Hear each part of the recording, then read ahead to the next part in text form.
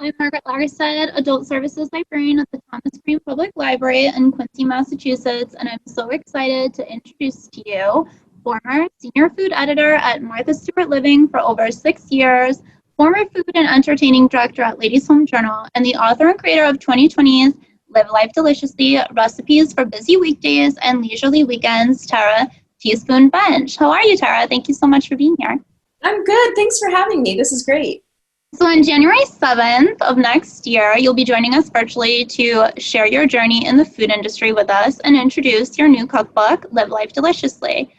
Your impressive resume in editing and food styling is truly inspiring. Should we be intimidated? For us basic home cooks, what can we expect to learn? Well, this cookbook is definitely for foodies and beginner cooks.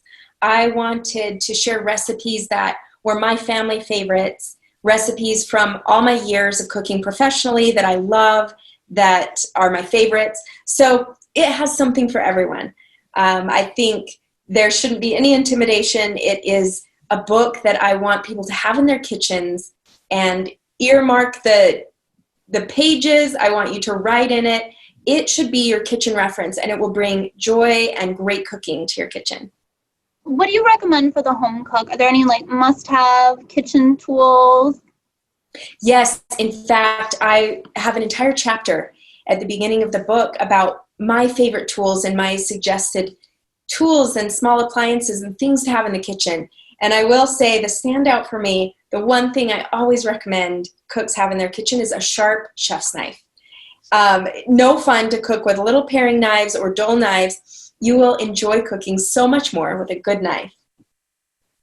And you've lived on both coasts and in New York City, the culinary capital. What flavors are you bringing to the table with us? What inspiration and your cooking do you take from your location?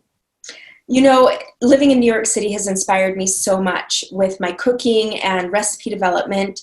I think eating at some of the most delicious, wonderful restaurants in the country and the world, as well as finding ethnic flavors and, little hole-in-the-wall places in Queens, New York, or, in Chinatown, things like that I have been able to experience in this wonderful city, have really inspired the recipes in my book. I use a lot of global flavors, and what's great is ingredients, curry paste, sauces, chili sauces are all so accessible to the home cook now that I really wanted to bring some of those flavors and that inspiration from living in New York City to my book and the recipes.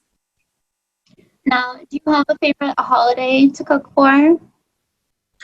Oh, I love cooking for holidays, period, because I love gathering people around food. I love enjoying those special moments. I think holiday cooking especially brings memories. Food can create those memories, those happy times. And I have to say, I think Thanksgiving is my favorite food holiday. But coming up, I would say we've got Easter and summer barbecues, things like that. I can't rule any of them out, but they're all fun to gather and cook new food, cook family favorites. I love it. Now, especially in these times of confinement, I think more people are taking to the kitchen. Do you have any hot tip, any advice for the new cook or the experimental cook? We are cooking more, and I think people who weren't used to cooking as much are now home making almost every meal themselves.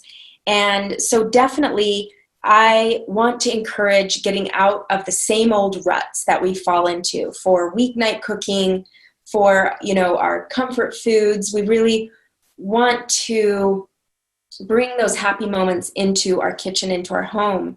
And one of the chapters in my book is really helpful in this way.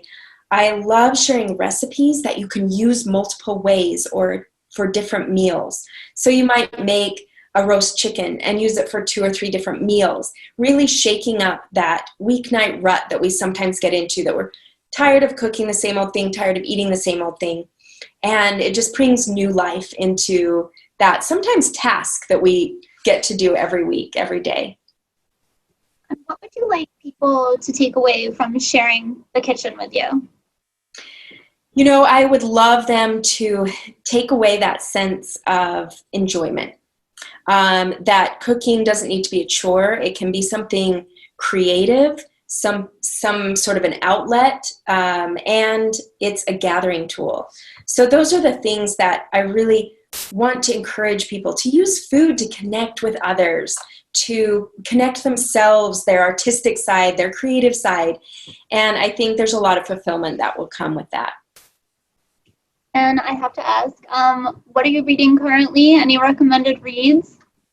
Oh, goodness. You know, I mostly read cookbooks and things like that. So I would say one of my favorites that I just bought is by Tegan Gerard, Half-Baked Harvests.